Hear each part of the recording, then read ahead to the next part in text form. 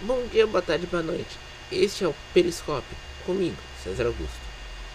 Há poucos minutos, os italianos se sagraram campeões pela Eurocopa pela primeira vez desde 1968, após uma série de pênaltis de 3-2 contra a Inglaterra.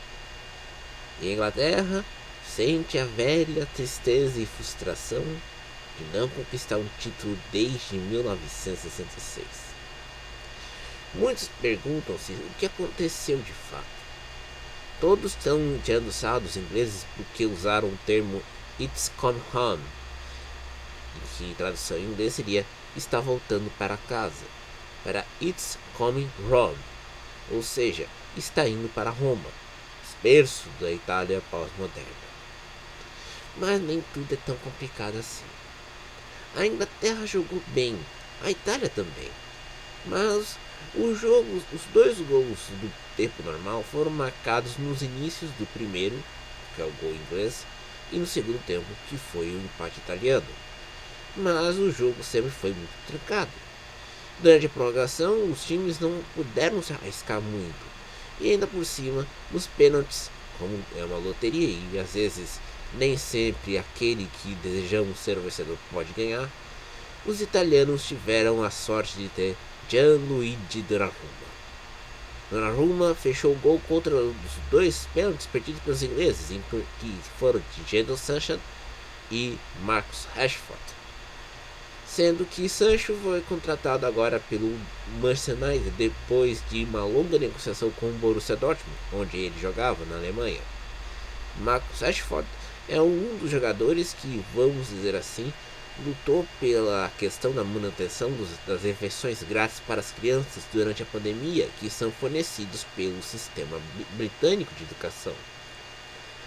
Mas, enquanto os brasileiros, na sua soberba de achar que são opinadores de tudo e de todos, falaram que estão tirando sarro dos ingleses com a "It's come home", eu me pergunto, por que vocês não vão ter o senso de humor e reconhecer que os argentinos ganharam da gente ontem de 1-0, gol de Ángel Di Maria e o primeiro título do Messi após quase 30 anos.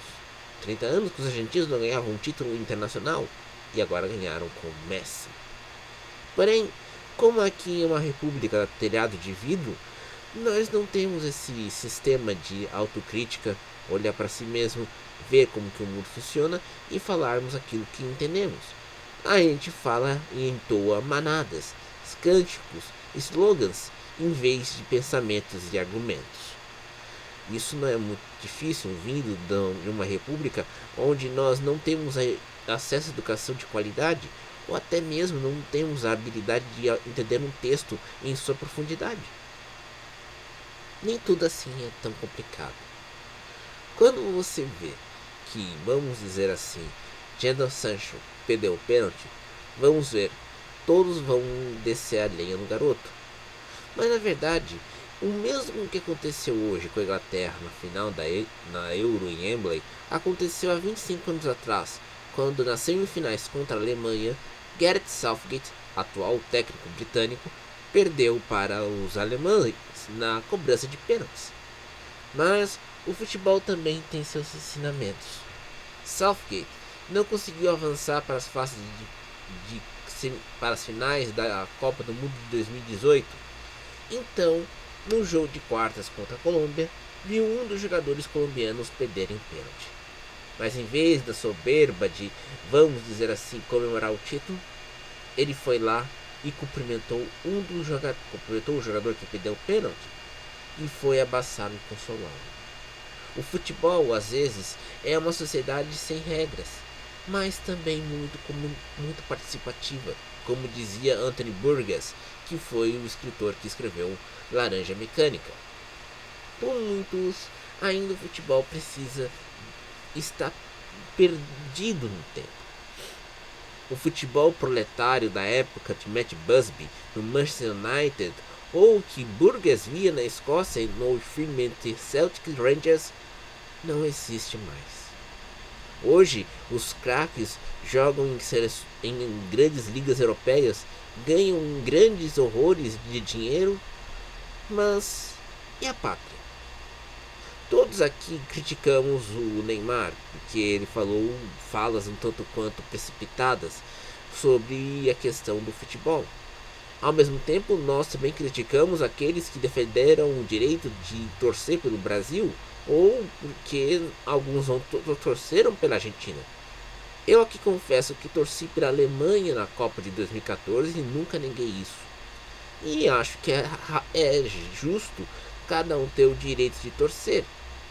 Tenho um amigo grande, comentarista baiano, o PVC do Pelourinho, que torce pelo futebol argentino, sem contar no meu amigo pernambucano, que sempre fala do futebol argentino com muito orgulho, por acompanhar tanto a ESPN local, quanto também acompanhar a seleção argentina e os clubes argentinos.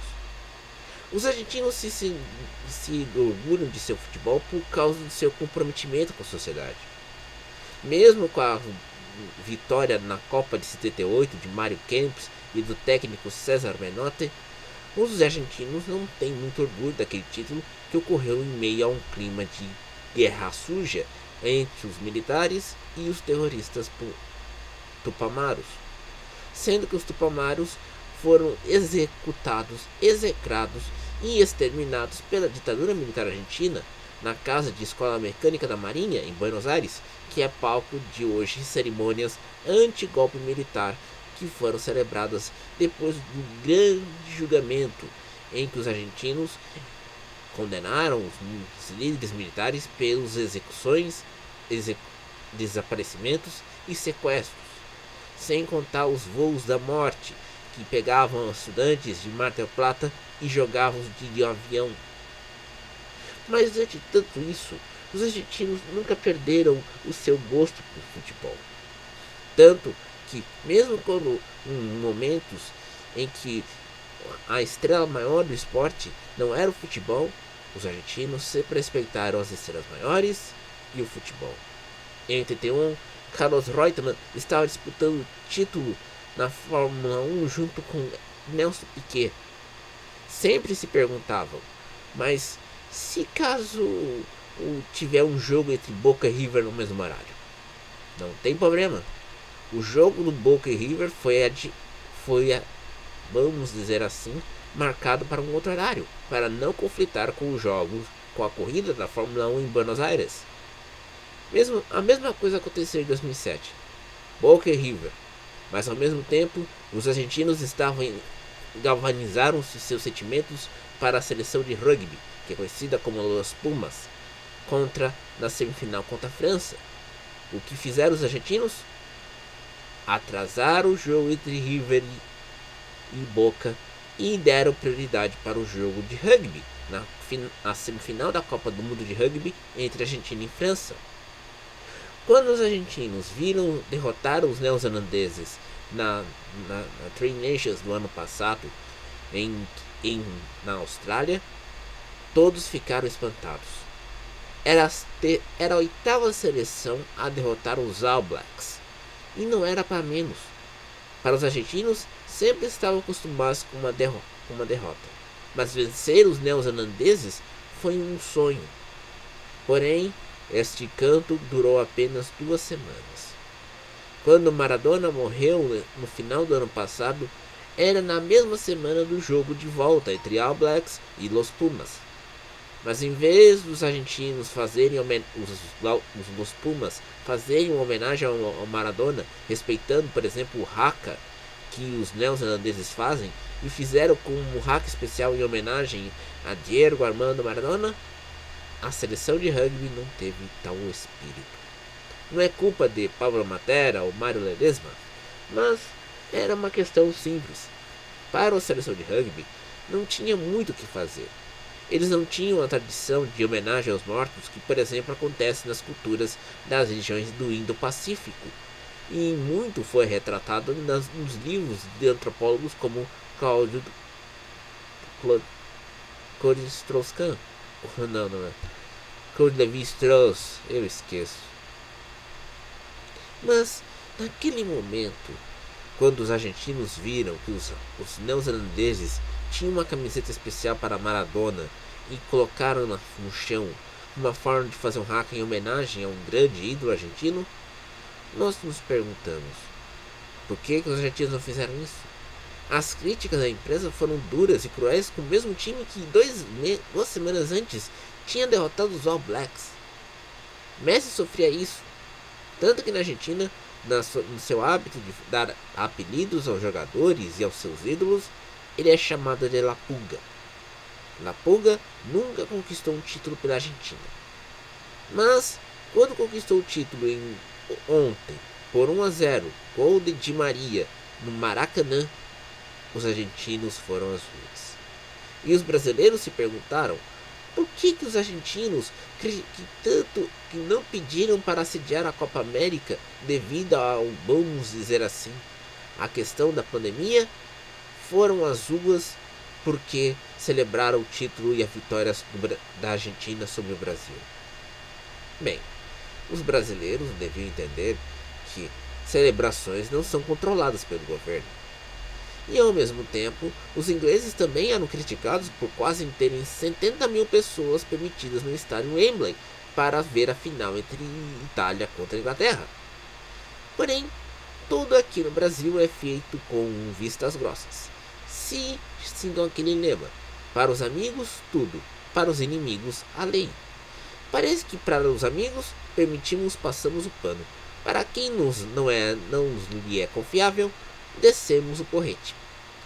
Isso é uma coisa comum e tão trágica na cultura brasileira que não permite uma reflexão, não permite às vezes nós perguntarmos sobre o que fazermos. Ontem as redes de TV tiveram uma troca de farpas, como foi hoje, sobre a questão da lei do mandante, que será votada no Congresso. Bem, você se pergunta, mas o Congresso não deveria votar o impeachment do ex-presidente ou votar leis importantes do que uma lei sobre futebol? Bem, a lei do mandante estabelece que os clubes tenham liberdade para escolher qual emissora poderá transmitir seus jogos dentro de casa. Pois bem, esses direitos de arena, direitos esportivos, movimentam mais do que muitos setores da economia mundial. O futebol só perde em faturamento para a indústria do petróleo. Porém, isso não me soa muito bem.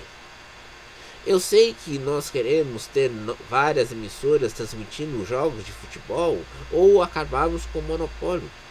Mas será que estamos fazendo o processo correto? Ou será que nós não estamos criando distorções de mercado onde não temos controle?